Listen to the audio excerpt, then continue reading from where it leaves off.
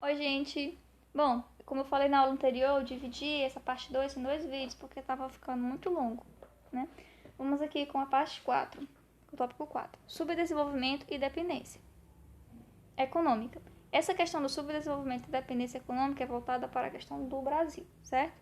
No Brasil, nos anos de 1930, vai ser instaurado o Estado moderno, que vai substituir o Estado oligárquico, né? E a indústria nacional ela vai começar a se desenvolver nos anos de 1930. Esse período em que se desenvolve a indústria no Brasil e que o Estado moderno substitui o oligarca, ele é muito importante para poder entender a história do Brasil, né? Pois foi consequência desse momento que a questão do subdesenvolvimento e da dependência econômica do país começou a ser estudada pelos sociólogos, a partir desse momento, certo? Esse debate, além de ser atual, ele tem uma relação direta com o posicionamento do Brasil diante de outras economias do mundo, né? No caso, o lugar do Brasil ele vai ser pensado com base na divisão internacional do trabalho, isto é, em como o Brasil foi e ainda é construído a economia nacional do Brasil, certo? E se são produtos estratégicos ou se são matérias-primas e como essa produção ela acontece, né? Como ela se insere nos países e como ela se insere na economia nacional. Como nós vimos nos itens anteriores, mesmo depois da independência do Brasil em 1822, ele ainda vai continuar sendo um país produtor de mercadorias com baixo valor agregado. Mesmo o Brasil sendo independente, ele vai continuar abastecendo outros países, sobretudo os Estados Unidos da América e a Europa, enquanto os outros ele vai continuar abastecendo os outros países, assim o Brasil ele vai crescer como um país subdesenvolvido, enquanto as outras economias elas vão se consolidar, se estruturar de maneira mais sólida, né? Elas vão ter como base na sua produção de bens produtos manufaturados pela indústria, né? Sobretudo a indústria automotiva. Bom, em questão ao subdesenvolvimento no Brasil, o subdesenvolvimento no Brasil ele vai aparecer como um problema que vai ser enfrentado tanto pela sociologia, quando vai ser estudado por ela, quanto pela própria sociedade brasileira. Dentre os sociólogos que nós vamos estudar, sociólogos e economistas, no caso Celso Furtado é um economista, ele vai estudar essa questão do subdesenvolvimento no Brasil, né? Ao escrever a obra Formação Econômica do Brasil e Celso Furtado, assim como o Caio Prado Júnior, ele se preocupava com a economia do passado colonial e chamava a atenção em seus estudos para a ligação presente do Brasil desde sua colônia entre a economia brasileira e a economia mundial. Ele vai dizer em seus estudos que o Brasil, desde sua colônia, ele tem uma relação de exportação, né, de produtos para outros países a nível mundial.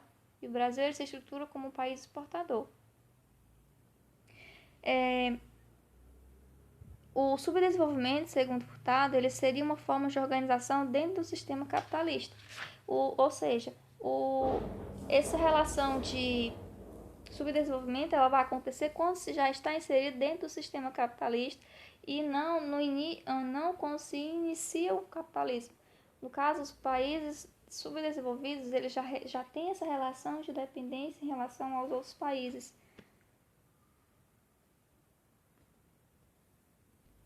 Assim, o Brasil, na sua formação, ele se tornou dependente de países desenvolvidos, porque o Brasil se estrutura como um país subdesenvolvido. E essa condição de subdesenvolvido e de dependência em outros países, ela é muito difícil, quase impossível de ser superada, a não ser por meio de uma forte intervenção do Estado na questão da indústria. E isso não aconteceu dentro do Brasil, certo? A análise do Furtado, ela destacava a grande concentração de renda quando ele vai estudar os países, né? A grande concentração de renda em nível mundial durante o século XX, até a década de 1950. Ele vai dizer que essa grande concentração de renda a nível mundial, ela ampliou a separação entre países ricos e países pobres, desenvolvidos e subdesenvolvidos.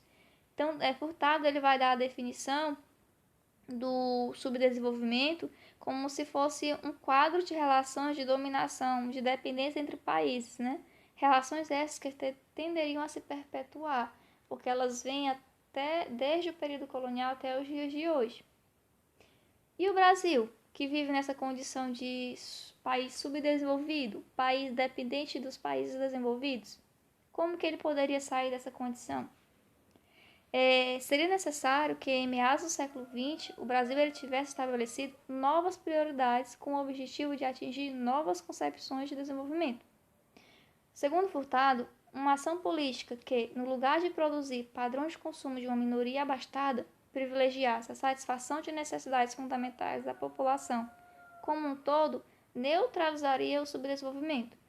O que Furtado quis dizer com isso? Ele quis dizer que, no caso do Estado brasileiro, em vez de ele tentar produzir uma economia que beneficie somente a uma pequena classe, ele deveria pensar em desenvolver uma ação política que beneficiasse a todos. Um exemplo disso é o investimento na educação, né? Educação pública. Quando você investe na educação pública e não há essa questão quando há um investimento na educação pública, você vai ver que é visível a mudança. Você vai ver como os países como China, né? Ele investe muito na educação pública. Por quê? A maioria da população brasileira, ela estuda na escola pública. Se houver um investimento na escola pública, o país ele vai sair dessa condição, né? E uma observação que vale ser feita sobre a questão do subdesenvolvimento é que, assim, os países subdesenvolvidos, eles têm um índice altíssimo de desigualdade social. E quando você investe na educação, você diminui drasticamente essa desigualdade. Por quê? Quando você tem uma educação boa, de qualidade, que você vai no colégio, você vê que todas as escolas elas estão no mesmo nível e um nível adequado de educação, você vê que o aluno ele tem estrutura suficiente para ter um bom estudo, né?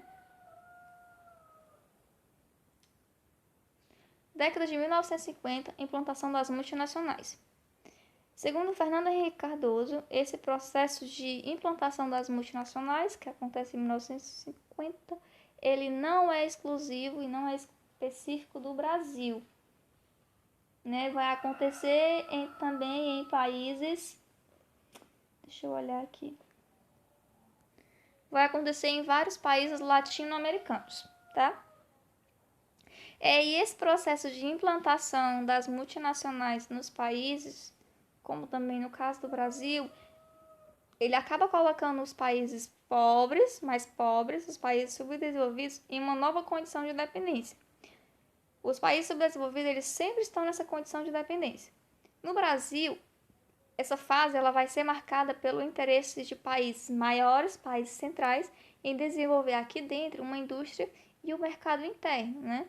Então, nos anos de 1950 e 1970, uma nova dependência que teria como eixo central a transferência de capital estrangeiro para o processo de industrialização, ela vai fortalecer a concentração de renda dentro do país e é certo quanto aos trabalhadores integrados no processo, que vai aprofundar a desigualdade social. Então, esse investimento de capital estrangeiro, de certo modo, ele intensifica, né? Ele aumenta, ele fortalece a desigualdade econômica interna dentro do próprio país, porque vai haver uma concentração de renda por parte de uma minoria e a classe trabalhadora ela vai estar lá à margem da sociedade. Então, o que vai acontecer aí nesse processo de implantação das multinacionais aqui dentro? Nós vamos ter uma precarização do trabalho, né? E no Brasil contemporâneo nós vamos ver isso de forma muito intensa. Nas últimas décadas ocorreram mudanças na economia mundial, sobretudo na reestruturação produtiva. O que é isso? Vai haver uma mudança na forma como a produção dentro dos países é feita. Essa reestruturação ela tem como base a substituição intensa do trabalho por tecnologias novas, principalmente a robótica e a microeletrônica. No Brasil, a incorporação dessas bases tecnológicas ela vai ser impulsionada pelo neoliberalismo, né? Pela não intervenção do Estado. Nos governos de Fernando Collor e Fernando Henrique Cardoso, que vão promover dentro do seu período de campanhas, no seu período de mandato, a abertura econômica, a privatização de empresas estatais, a desregulamentações de leis, correção, tá um errinho de escrita, de leis de proteção do trabalhador. Então, essa reestruturação produtiva dentro do Brasil, ela vai chegar nos anos de 1980 e o início dos anos de 1990, né? Dentro dessa reestruturação, o que vai acontecer quando ela acontece aqui? Quando ela chega, milhares de postos de trabalho foram substituídos por tecnologias robóticas e microeletrônicas. Assim, vai ser promovida a dispensa, ou seja, a demissão de boa parte da classe trabalhadora e aquela classe que fica, a ela vai ser incumbido o acúmulo de funções para os trabalhadores que permanecem em seus postos, né? Por quê? A demissão, por que há essa demissão? Há essa demissão. Porque o objetivo da reestruturação produtiva é aumentar a produtividade. Ela quer aumentar os lucros da empresa, né? Com base na submissão do trabalhador, porque se ele não faz, há quem queira, né? Que o Marx vai chamar de exército reserva, que não cabe na explicação aqui agora. Mas podemos ver uma aula para isso. Com base na submissão política de classe trabalhadora e das próprias instituições representativas do trabalhador, que são os sindicatos, são os partidos políticos, né? Por exemplo, um exemplo de partido político, PT, né? Partido dos Trabalhadores, o Sindicato dos Trabalhadores. Então, assim, o passado de desigualdade social, ele vai influenciar profundamente na forma como essa reestruturação, ela acontece e se efetiva aqui no Brasil, ok? Essa reestruturação, ela vai aprofundar uma condição de precarização que a classe trabalhadora brasileira já vivia desde a sua formação no início do século XX. Mas ela intensifica, ela aumenta. Nós vamos ter características gerais de degradação, de precarização, como a desregulamentações da Lei de Proteção do Trabalhador e a terceirização. Essas características gerais, elas acontecem tanto no Brasil como em outros países, tá? Essa degradação das leis de proteção do trabalhador podemos citar como aqui, durante o ano de 1990, houve uma flexibilização das negociações salariais e também de emprego, né? Essas negociações, elas vão permitir ao empregador dispensar o trabalhador sem pagar taxas trabalhistas, sem pagar os direitos trabalhistas. E a terceirização, ela é caracterizada por meio da terceirização das empresas que transferem a outras empresas a responsabilidade de parte da produção. Aquilo que ela não considera estratégico para ela, bom para ela, ela transfere para outra empresa. Mas existem as características centrais e específicas do próprio Brasil.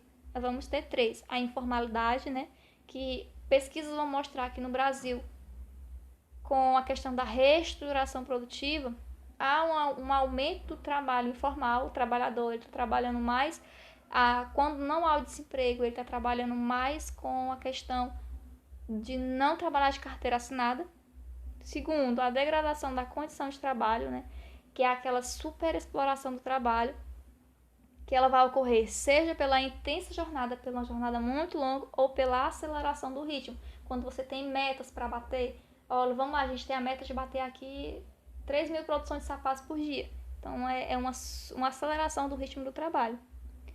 E a intensificação de problemas de saúde no trabalho, né? A gente vai ver acidente de trabalho, doenças mentais, a violência no ambiente de trabalho devido à pressão exercida sobre os trabalhadores, que muitas vezes nós vemos dentro dessa empresa que há essa questão que eu falei para vocês do batimento de metas, né, produtivas. O trabalhador, ele fica psicologicamente abalado, porque ele só vai ganhar o extra, por exemplo, se ele bater a meta. Caso contrário, não.